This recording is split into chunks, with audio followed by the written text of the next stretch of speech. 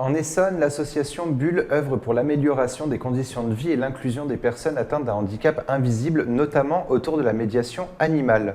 Pour en parler avec nous, je reçois aujourd'hui Marie Fayolle, coordinatrice du pôle médiation animale au sein de l'association Bulle, et Béatrice Piaget, coordinatrice de la vie associative à l'association. Bonjour et bienvenue Bonjour. sur Sensation. Merci.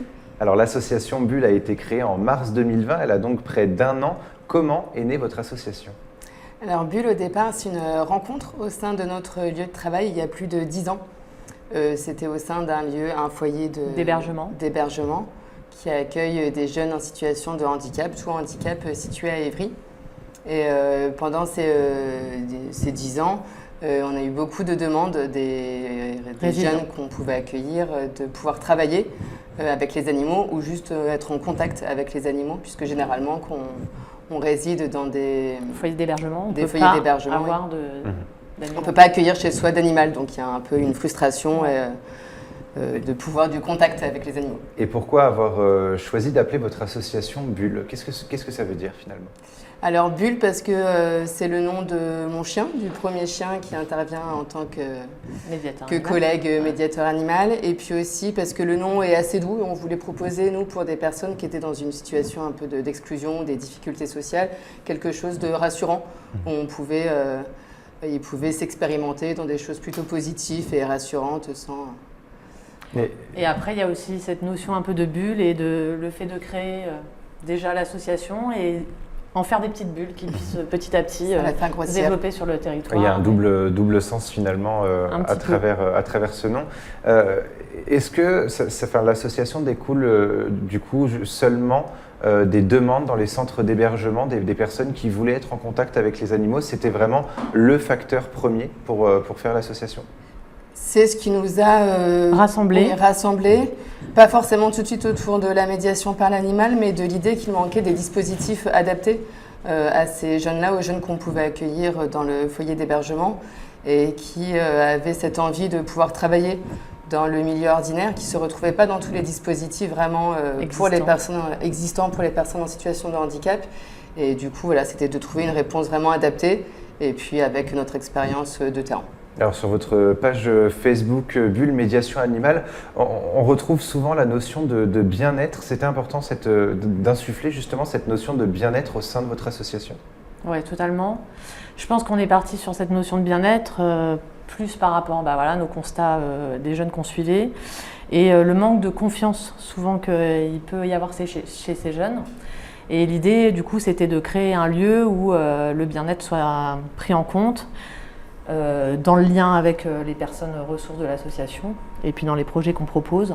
L'idée, ça serait de pouvoir développer tout un pôle en fait sur des actions un peu d'esthétique et peut-être des ateliers de relaxation et de sophrologie.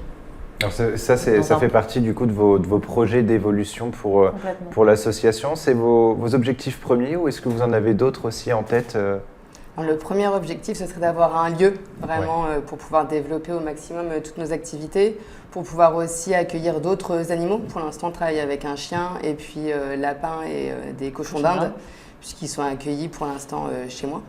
Et l'idée d'avoir un lieu, une ferme pédagogique pour avoir d'autres animaux, toujours autour des animaux doux, des animaux angora, donc des petits alpagas, des chèvres naines, des lapins. Et puis développer aussi plus d'actions et pouvoir accueillir plus facilement les publics. Pour l'instant, nos prestations, elles sont en itinérance, donc c'est nous qui nous déplaçons dans les écoles, dans les institutions. Les établissements, les EHPAD, voilà, on ouvre les ateliers à toute institution. Et après, justement, si vous obtenez, quand vous aurez obtenu le lieu, est-ce que vous continuerez quand même ces itinérances ou est-ce que vous voudrez vous concentrer seulement sur le lieu d'accueil ? On voudrait continuer les itinérances. Je pense que ça serait faire une articulation justement avec les établissements sur un aller-retour entre des actions au sein des établissements et puis des actions plutôt sur le site qu'on aura réussi à avoir un jour. Et vous mettez un point d'honneur à l'inclusion des jeunes adultes en situation de handicap dans le monde professionnel. Que faites-vous justement pour accompagner ces personnes au quotidien ? Et alors, c'est notre programme Bulle d'Action qu'on développe. En fait, l'idée de proposer ces activités en itinérance auprès des EHPAD, des écoles, on souhaite aussi que ces activités soient après co-animées par des jeunes qu'on aura au préalable formés dans la médiation animale, les programmes PECRAM, qui sont des programmes d'éducation à la connaissance du chien pour éviter les accidents par morsure. Et donc l'idée du programme Bulle d'Action, c'est de, sur 3 mois, proposer des ateliers théoriques et des ateliers pratiques autour de la connaissance des animaux, de l'animation des séances, pour pouvoir après co-animer vraiment ces ateliers-là, avec ces jeunes formés. Et alors, est-ce que vous aviez justement des connaissances dans la médiation animale avant de vous lancer dedans, ou est-ce que vous avez dû suivre des formations justement ? Alors on s'est formé. Moi j'ai suivi une Marie formation s'est formée, par l'organisme Agathea, qui propose une formation assez poussée dans la médiation par l'animal à déjà un public de travailleurs sociaux. Donc c'est vraiment un plus après dans notre action sociale. Et alors justement, en quoi consiste la médiation par l'animal ? Qu'est-ce que ça veut dire ? Alors le but de la médiation par l'animal, c'est d'améliorer le bien-être et la qualité de vie de tous ces participants grâce à la relation qui va se mettre en place petit à petit avec les animaux médiateurs, qui sont des animaux qui ont été sélectionnés et spécifiquement formés à la médiation par l'animal pour garantir aussi le bien-être des animaux lors des séances. Et pour l'instant, depuis mars 2020, avec la crise sanitaire, etc., est-ce que vous avez pu justement mettre en place de bonnes actions, on va dire, dans de bonnes conditions plutôt ? Est-ce que les personnes atteintes d'un handicap invisible ont pu justement avoir recours à cette médiation par l'animal ? Alors pas pour l'instant. Nous, vraiment, cette période de confinement, le mois où on a créé l'association, ça a été vraiment compliqué. Comme on est une nouvelle association, la première phase, c'est de pouvoir se faire connaître et rentrer dans les établissements. Et à cette époque-là, les établissements étaient en train plutôt de réfléchir à des protocoles pour limiter les entrées des intervenants extérieurs, pour protéger les résidents accueillis du Covid.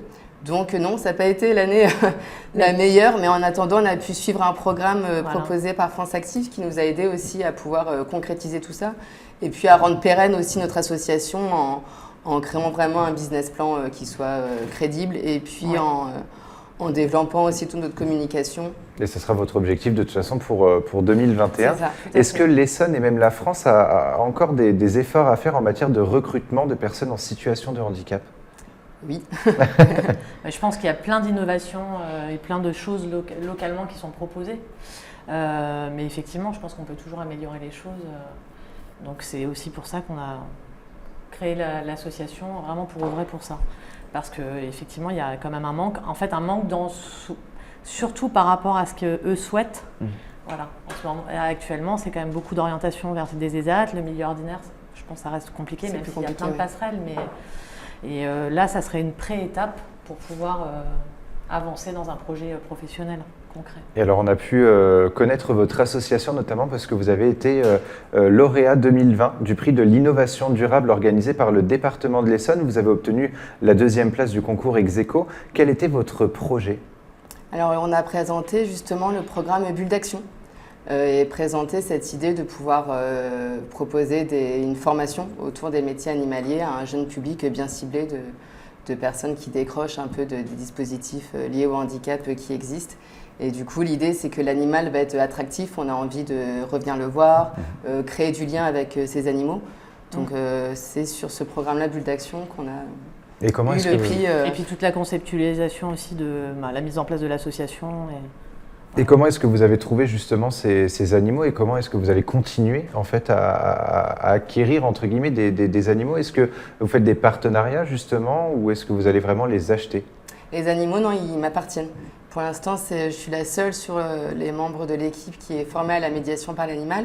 Et ce qui est important, c'est que pour l'intervenant en médiation par l'animal, il doit bien connaître ses animaux, ses réactions, son bien-être, est-ce qu'ils sont malades, est-ce qu'ils sont en état de pouvoir participer à une action quand c'est demandé. Donc c'est vraiment des animaux qui vivent au quotidien avec moi. Alors qu'est-ce que vous pouvez souhaiter à l'association pour 2021 justement ? Et de continuer à faire plein de rencontres enrichissantes qui nous ont permis d'avancer petit à petit malgré un contexte un peu compliqué. Et puis on a une piste pour avoir un premier lieu dans le village où siège l'association. Donc on espère pouvoir commencer à développer encore plus précisément nos actions. De mini-ferme pédagogique. Et alors je rappelle que donc l'association, il y a Bulle Action qui est pour les 18-30 ans, mais sinon l'association est ouverte à toutes les personnes. Merci beaucoup Marie Fayolle et Béatrice Piaget d'avoir été avec nous sur Sensation. On peut suivre toute votre actualité sur Facebook Bulle Médiation Animale. Et pour revoir ou réécouter cette émission, rendez-vous sur notre site et application Radio Sensation.